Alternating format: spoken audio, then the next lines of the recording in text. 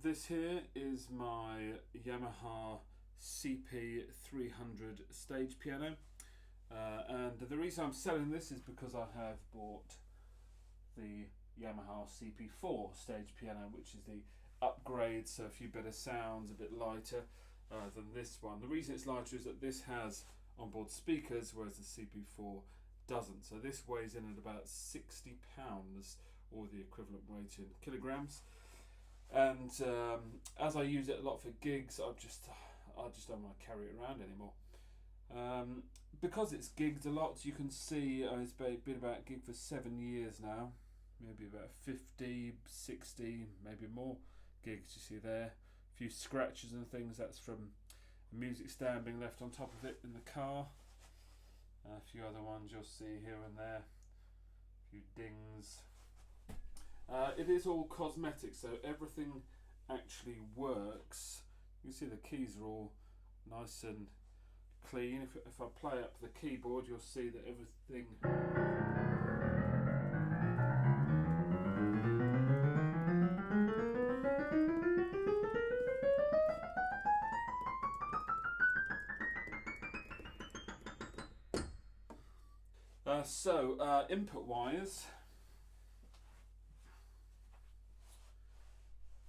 input wires.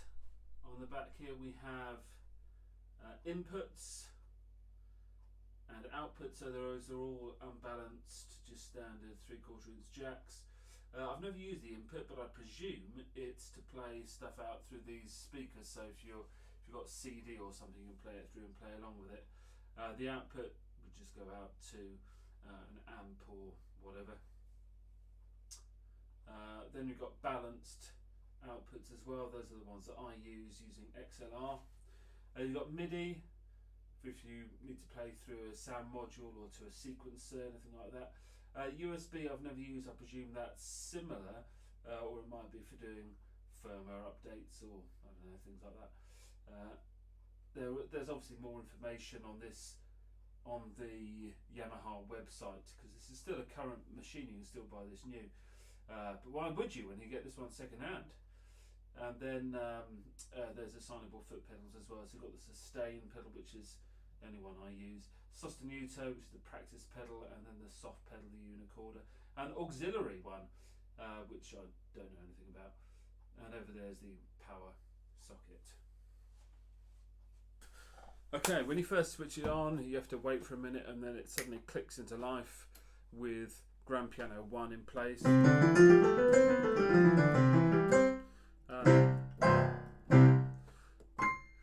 Sampled from a Yamaha Grand Piano from back when these were first made, I guess mid 2000s. This is far and away the instrument I use the most.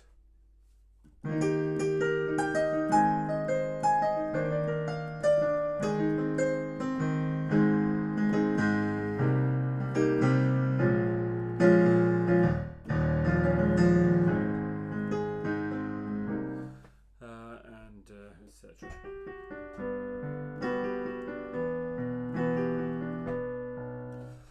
You can obviously use it for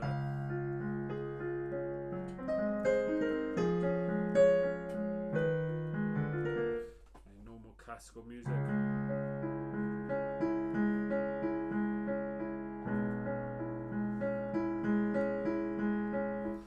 All that sort of thing. There are variations of the grand piano, so mellow version, which is quite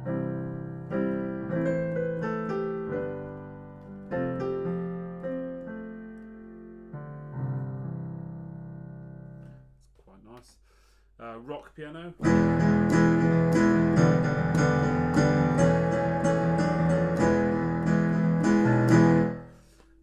What else? Honky tonk.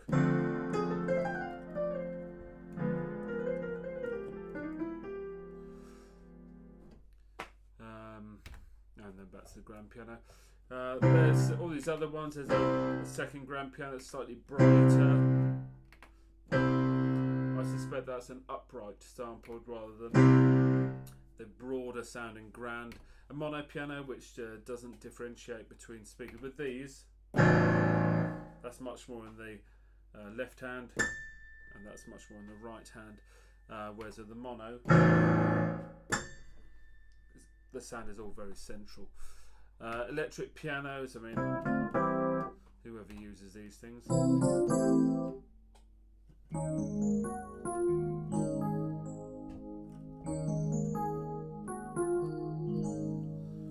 If that's your sort of thing. Vintage items. It's quite nice. Clavs.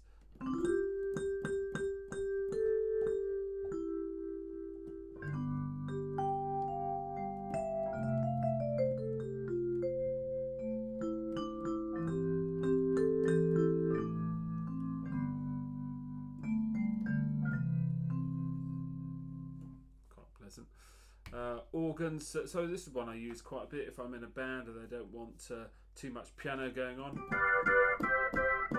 for all that sort of stuff. Organs, church organs, yeah, this sort of thing.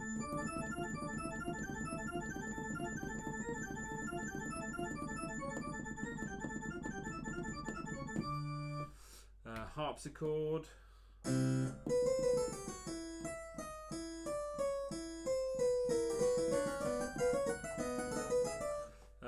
What you notice with the harpsichord is that because it's an instrument that is picked, so it's always the same volume, no matter how loud you hit it. The difference with the grand piano,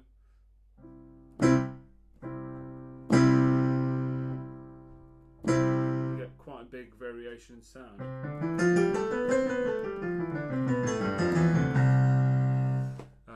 Because all velocity driven, and the keys themselves are quite heavy because they were grand action. So the keys down here, that's heavier to push than at the top end, to simulate the effect of on a grand piano. Obviously, when you're playing low notes, you've got a fatter head, a fatter hammerhead to hit the strings, whereas up here it's a much lighter, smaller head.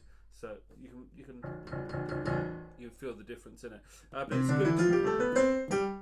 Promotes hand strength when you're playing it, because it's not weightless like some are. And I believe they're a wood core as well. These, you can't see it; they're fully plastic surrounded.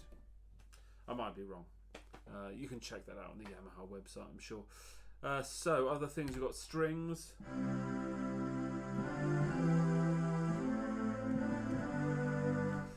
It's quite a nice little thing you can do if you press two instruments at once. You see they both appear, so I've got the grand piano and the strings. Don't know if you can see that. You can adjust the contrast, but hopefully you can see that.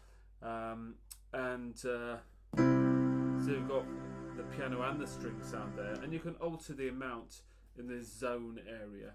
So for example, if I take out zone 1 completely, there's only strings. If I take out zone 3 completely, there's only piano. So just say I want to have a bit of strings but not too much, but mostly piano.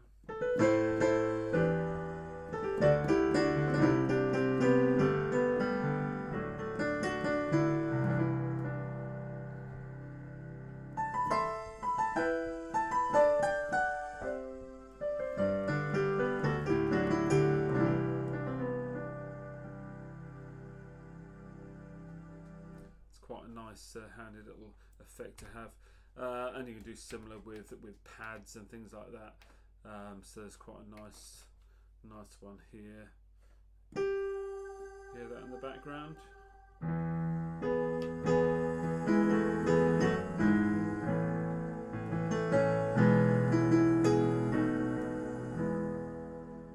And you can alter the variants. So I could do synth pad 1 with the grand piano.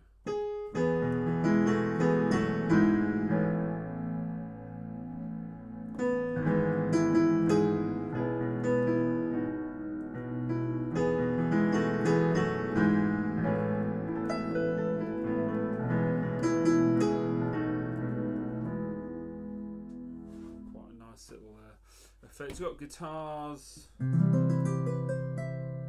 I suspect all of these, up to this bass, I suspect they're all sampled.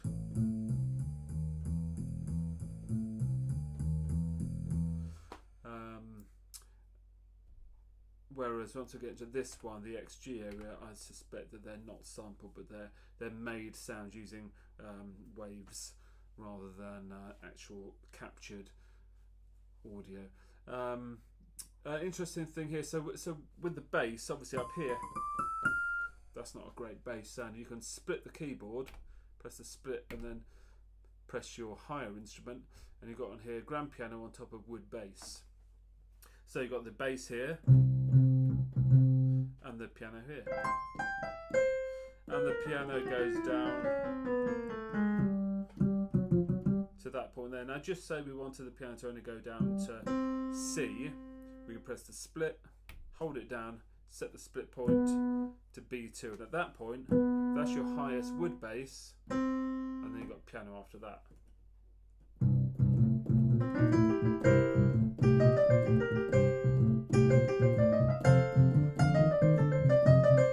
Etc. Just press it to get rid of it. In the XG area, you've got there's 256 different things in there, and we're not going to go through all of them. But at one end, you've got pianos. It goes through all kinds of keyboards. It goes through orchestral instruments, wind instruments, guitars, world instruments, through to drums and things. It's a jazz kit, apparently.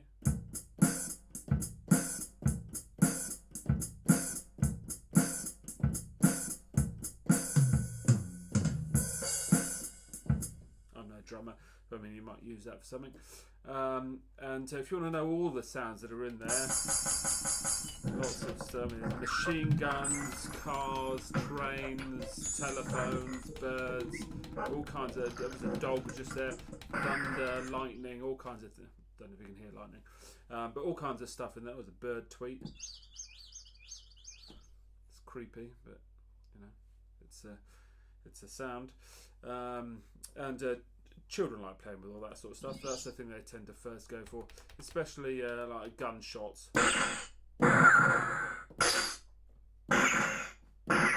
I'm guessing middle C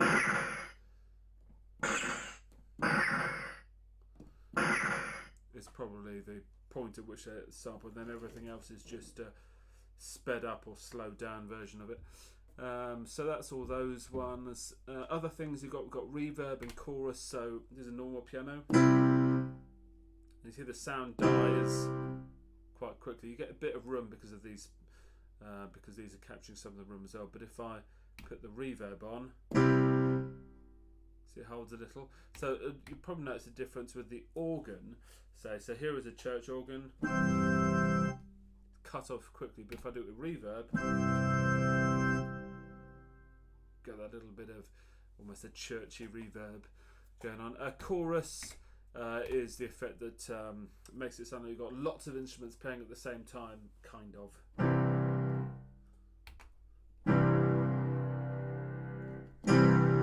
Bit of echo, bit of phaser sounds like in there as well. Other stuff, I mean, there's all kinds of editing stuff that you can do, changing things, changing how much reverb, all that sort of stuff.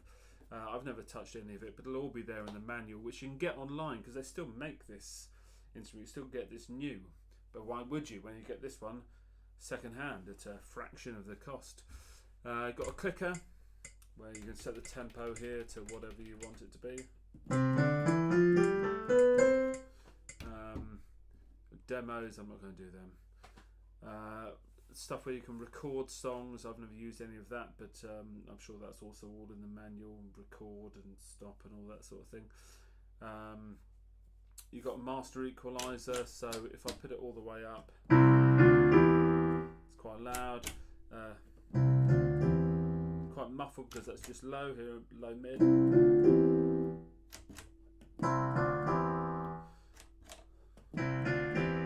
So you can tweak the sound according to the room you're in or the sort of sound you're particularly looking for. all that sort of stuff.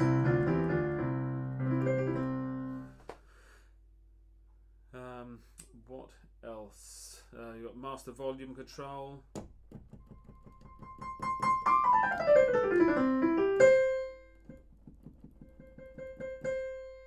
Showed you the zones. Song volume, I presume it is to do with this stuff, if you're playing along to tracks you recorded, or maybe the inputs, I don't know, again you could look that up in the thingy.